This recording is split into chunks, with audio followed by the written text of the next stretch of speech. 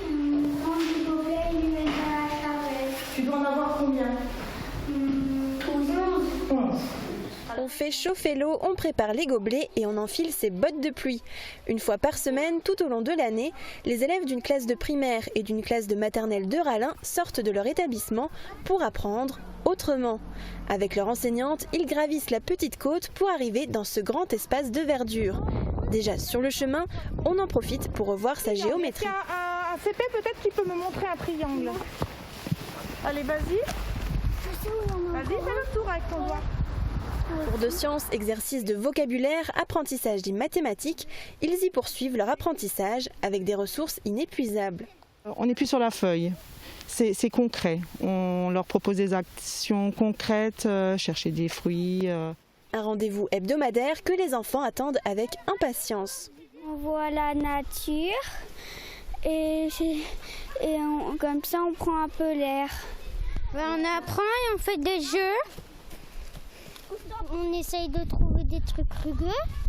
On va mettre dans cette partie du gâteau ce qui est rugueux. Ce matin, la classe de maternelle s'est rendue au verger pour découvrir les différents fruits. Des quakes. Des couettes, où on peut trouver des couettes? Il est où l'arbre? Super.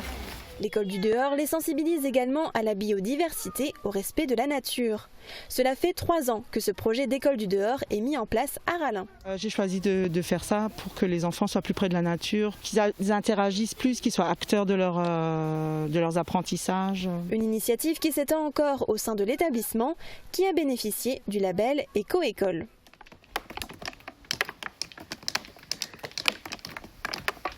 On vient de voir un reportage sur l'école du dehors, mais ici à l'école, il y a plein d'autres projets qui sont mis en place. Est-ce que vous pouvez m'en parler? Oui, alors nous avons mis en place des mangeoires pour les oiseaux, des nichoirs. On a créé un petit coin nature avec les enfants, donc avec une mare, avec des aromatiques, des fleurs. Et puis des plantations de haies. Tous les 3 ans, les élèves plantent un petit morceau de paysage, un petit morceau de haie.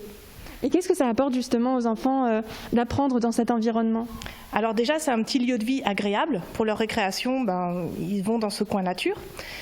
Et c'est aussi une ressource pédagogique immense, puisque plutôt que d'apprendre dans des livres, ils vont voir au bord de la mare la libellule sortir de sa chrysalide, de son exuvie, ou alors les bourdons, l'évolution des végétaux. Rien de mieux que de les apprendre dans le jardin plutôt que dans un livre.